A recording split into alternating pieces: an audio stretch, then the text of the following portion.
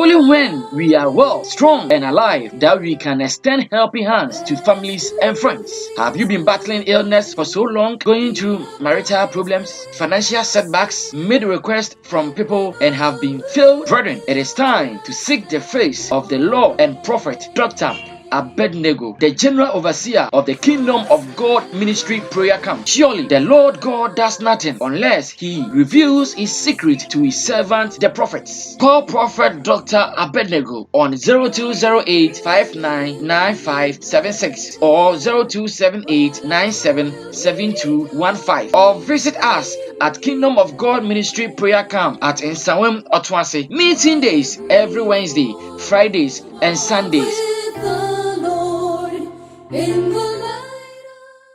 Ma obibia akwaba shonkon ede eba tuma GHS so putupru kase ebo ababeto eye yapono eso sese prayer me no kase echuma na chese eye yankasa ye papa eye oboba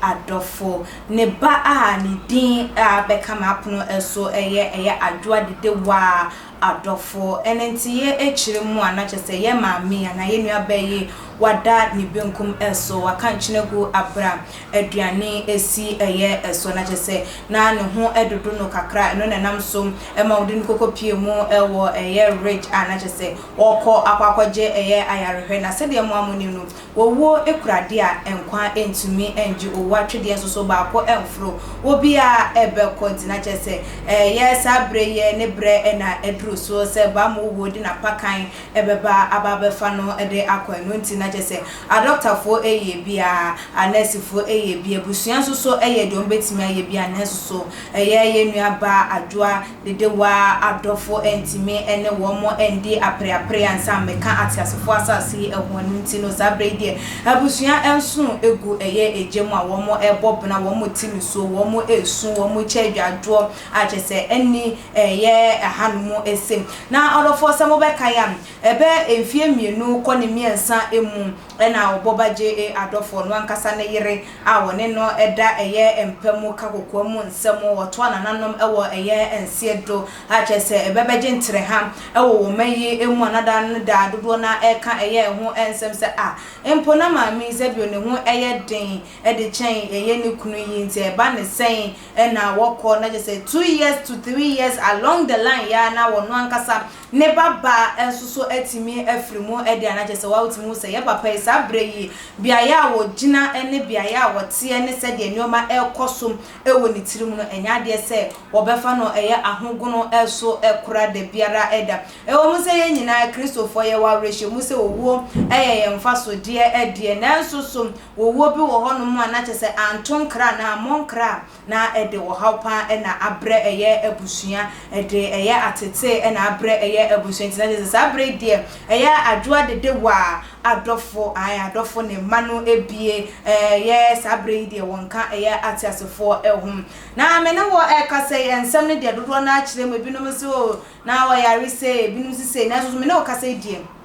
Adoctor for egusu eye hwehwemu ede afa adekode potia edam so ema eye nua baye maame aye adwodede waye wato nananom ewo eye ensie do adekode ema ni efri mu no wo mugusu eye hwehwemu ede afa ho ase enya eba ebebeto eye abontin asekimu a too much for ye mfa enkam ye de ebeba abesomo na ye nua baye kana asemi na chese wo ye wo bi a waware an awo emma wagya mma ewo kire wagya kunu ensoso ewo eye ekira sabre ede ene ekunu ene emma wo mo nsumu ete an ne kobina wo mo aboni brisi a chese hye wo mo no mutini so zanse yeso wo batan ene nindie ne ma ebedie wonna anase wuni ewu ede ejawa na ene na chese wo busua asa yese eje bi wo eje biti ase na so wo ma me ete ase ena wo abusua wo ma me efri ma ho na be hu sese abusua no wa kansinsemu wo te ase enti ena ne nua no mo edo wo te ase enti ena se bio ebia ne ye ka ede ema wo ye di ede ema wo ye no wo sere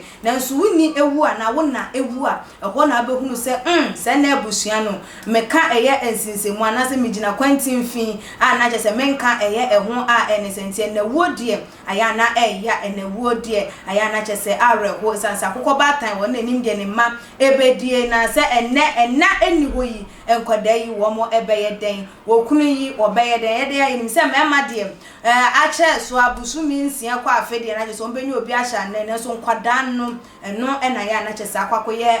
awerɛhosɛm akɔyɛ wosu ɛsɛm ebinom ho ne sɛ papa yi sɛ nkwada yi etwa ne ho na wɔn mo nyinaa ba besan ne ho ɛde akwa ne papa yi nani ɛbɛyɛ no ntotontotɔ pa eye because onim sɛ ne yira wɔde ne ɛkyekyere ɛyɛ ne werɛ yɛ 2 years to 3 years ago maame yi afiri mu nkwada wɔ ne maame yi ɛwɔ ya na wɔn mo ɛwɔ ɛna kyɛ sɛ wɔde no ɛgyegye ɛyɛ nani ɛnkakra sɛ ne ɛbɛyɛ a wɔn no susu bɛhu no sɛ ba asase so aba bɛbɔ bra wɔn ma a wɔn mo ɛhwɛ wɔn mo enti na kyɛ sɛ wɔahwɛ ne ma ama ne ma enyina nka wɔn mo na ɛmɛmɛhwɛ no na nka wɔn no susu no wɔ sɛ bi wɔn fa ɛnkɔ na mmom no te ase na sɛ wɔba aba bɛsiesie ne ma de a ɛne na yɛ no ane sɛn ɛna ambe na so nyame n'anim deɛ yɛ ɛna ɔyɛ ɛde ma ɛyɛ ne ma an wɔn na wɔse wɔde ma ɔno ansoso ɛna wɔgye enti na kyɛ sɛ wɔagye a dodo na ɛnam so ɛde ɛyɛ wɔn condolences ɛma ɛyɛ papa ɔbɔba Dèad Adofo sɛ ɔnhyɛ den na nyame enkura ne mu ɛne ebie mu nsoso sɛ bio enkwada